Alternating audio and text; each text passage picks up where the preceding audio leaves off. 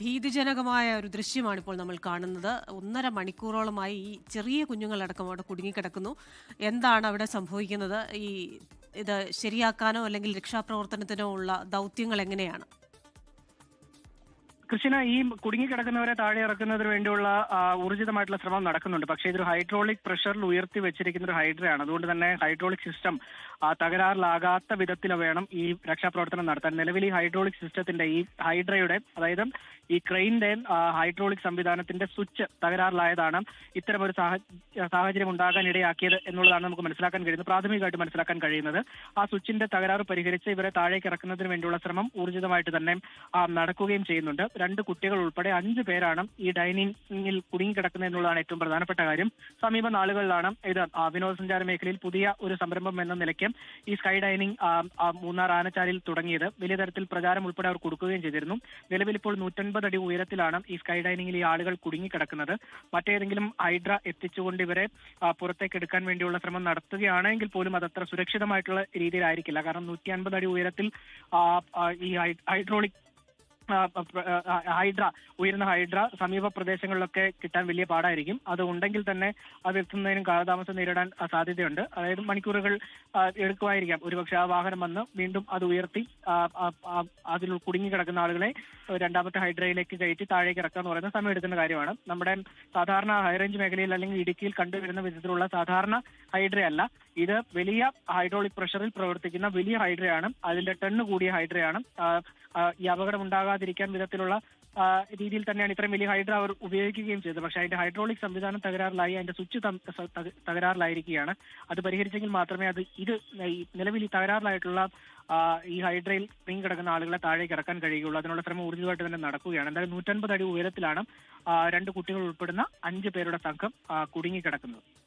രാഹുല, ഇത്തരത്തിൽ ഈ വിനോദസഞ്ചാരികൾക്കുള്ള സൗകര്യം ഒരുക്കുമ്പോൾ അത് പ്രത്യേകിച്ചും കുറച്ച് സാഹസികമായ ദൗത്യങ്ങളാകുമ്പോൾ ഇതിൻ്റെയൊക്കെ ഒരു പ്ലാൻ ബി ഉണ്ടാവില്ലേ? അപ്പോൾ ഇത്തരത്തിൽ ചിലപ്പോൾ തകരാറുകൾ സംഭവിക്കാമെന്നതൊക്കെ മുൻകൂട്ടി കണ്ടിരുന്നില്ലേ? കൃഷ്ണ, അതിൽ കൂടുതൽ വ്യക്തത വരേണ്ടതുണ്ട്. ഇവർ പ്ലാൻ ബി ഉണ്ടായിരുന്നതായിട്ട് മനസ്സിലാക്കാൻ കഴിയുന്നില്ല. ഒരിക്കലുമല്ല, ഏതെങ്കിലും വിധത്തിൽ ഇത്തരമൊരു പ്രവർത്തനം നടക്കുന്ന സമയത്ത് ഇത്തരത്തിലുള്ളൊരു സാഹചര്യം ഉണ്ടാകുമെന്ന് അവർ കരുതിയിരുന്നുണ്ടായിരുന്നില്ല. കാരണം അത്രയും അഡ്വാൻസ്ഡ് ആയിട്ടുള്ള ടെക്നോളജികൾ ഉള്ള ഒരു ഹൈഡ്ര ആണ് അവിടെ ഇതിനു വേണ്ടി ഉപയോഗിച്ചിരുന്നത്. അതുകൊണ്ട് തന്നെ അത് പെട്ടെന്ന് തകരാറിലാകും, ഇങ്ങനെ ഒരു സാഹചര്യം ഉണ്ടാകും എന്ന് അവർ ഒരിക്കലും കരുതി കാണില്ല എന്ന് വേണം മനസ്സിലാക്കാൻ.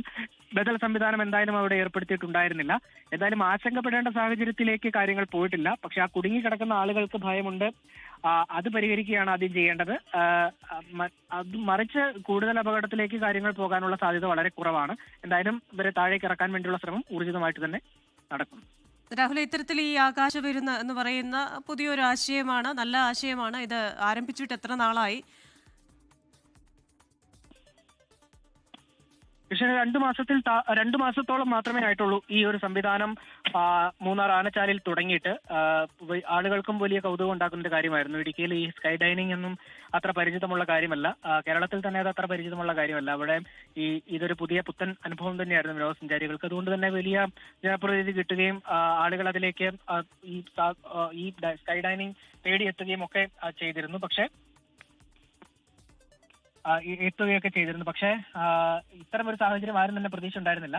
വളരെ കൗതുകം ഉണർത്തുന്ന ഒരു വിനോദ ഉപാധി കൂടിയായിട്ട് ആളുകൾ ഇതിനെ കാണുകയും ചെയ്തിരുന്നു. സ്കൈ ഡൈനിങ് എന്ന് പറയുമ്പോൾ അവിടെ വലിയ വിശിഷ്ട മെനുകളോ അങ്ങനെ എന്തെങ്കിലും സംവിധാനങ്ങളൊന്നും തന്നെ ഉണ്ടായിരുന്നില്ല. സാധാരണ ഭക്ഷണങ്ങൾ മാത്രമേ ഉണ്ടായിരുന്നുള്ളൂ. ഇത് ആകാശത്തിരുന്ന് കഴിക്കുക അല്ലെങ്കിൽ അന്തരീക്ഷത്തിലിരുന്ന് ഭക്ഷണം കഴിക്കുക, അതിന്റെ ഒരു സൗന്ദര്യം ആസ്വദിക്കുക, മൂന്നാറിന്റെ മലഞ്ചെരുവുകൾ ആസ്വദിക്കുക, അങ്ങനെയുള്ളൊരു കാഴ്ച വിരുന്നുകൂടിയായിരുന്നു ഈ സ്കൈ ഡൈനിങ് കൊണ്ട് ഉദ്ദേശിച്ചിരുന്നത്. പക്ഷേ അവിടെ ഇങ്ങനെ ഒരു അപകടം ആരും പ്രതീക്ഷിച്ചിരുന്നില്ല. അതിനൊരു ബദൽ മാർഗം, അപകടം ഉണ്ടായാൽ അല്ലെങ്കിൽ ഇത്തരമൊരു സാഹചര്യം, ഇതിനെ അപകടം എന്ന് പറയാമോ എന്ന് എനിക്കറിയില്ല, പക്ഷെ ഇത്തരമൊരു കുടുങ്ങിക്കിടക്കുന്ന ഒരു അവസ്ഥ ഉണ്ടായി കഴിഞ്ഞു കഴിഞ്ഞാൽ അതിന് ബദൽ മാർഗത്തിലൂടെ അവരെ കുടുങ്ങിക്കിടക്കുന്ന ആളുകളെ പുറത്തെത്തിക്കാൻ വേണ്ടിയുള്ള ഒരു മുൻകരുതൽ അവിടെ ഉണ്ടായിട്ടില്ല എന്നുള്ള വസ്തുതയാണ്.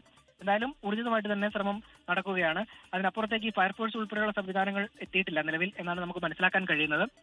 ഈ ഫയർഫോഴ്സ് ഉൾപ്പെടെയുള്ള സംവിധാനങ്ങൾ എത്തിക്കഴിഞ്ഞു കഴിഞ്ഞാൽ ഒരുപക്ഷെ ഇത് നിയമവിരുദ്ധമായിട്ട് പ്രവർത്തിക്കുന്ന ഒരു സംവിധാനമായിട്ട് വേണം കണക്കാക്കാൻ. കാരണം ഇത്തരം ഒരു സ്കൈ ഡൈനിങ്ങിന് അനുമതി ലഭ്യമാകുന്ന വിധത്തിലുള്ള നിയമാനുസൃതമായിട്ട് നടപ്പാക്കാൻ പറ്റുന്ന ഒരു സംവിധാനമാണിതെന്ന് എനിക്ക് തോന്നുന്നില്ല. അങ്ങനെയാണ് ഞാൻ മനസ്സിലാക്കുന്നതും. അതിന്റെ അടിസ്ഥാനത്തിൽ ഇതിന് ലൈസൻസോടുകൂടി പ്രവർത്തിക്കാൻ കഴിയില്ല. ഇത്തരമൊരു സാഹസികമായിട്ടൊരു വിനോദ ഉപാധി എന്ന നിലയിൽ ഇതിന് ഏതെങ്കിലും വിധത്തിൽ ലൈസൻസോ അല്ലെങ്കിൽ അനുമതിയോ ഉണ്ടായിരുന്നോ എന്നുള്ളത് ആദ്യം തേടേണ്ടതാണ്. അതുകൊണ്ട് തന്നെ പുറത്ത് കൂടുതൽ ആളുകളെ അറിയിക്കാതെ ഈ പ്രശ്നം പരിഹരിക്കാൻ വേണ്ടിയാണ് ഇതിന്റെ നടത്തിപ്പുകാർ ശ്രമിച്ചുകൊണ്ടിരിക്കുന്നത്. എന്തായാലും എത്രയും വേഗം ഇവരെ താഴെ ഇറക്കാൻ വേണ്ടിയുള്ള ശ്രമം അത് നടക്കുകയാണ്. ലോകത്തെവിടെയായാലും ഏത് സമയത്തും 24 വാർത്തകളും ഓഗ്മെന്റഡ് റിയാലിറ്റി പാക്കേജുകളും എക്സ്പ്ലെയിനറുകളും വിശദമായി കാണാൻ ഞങ്ങളുടെ യൂട്യൂബ് ചാനൽ നിങ്ങൾക്ക് സബ്സ്ക്രൈബ് ചെയ്യാം.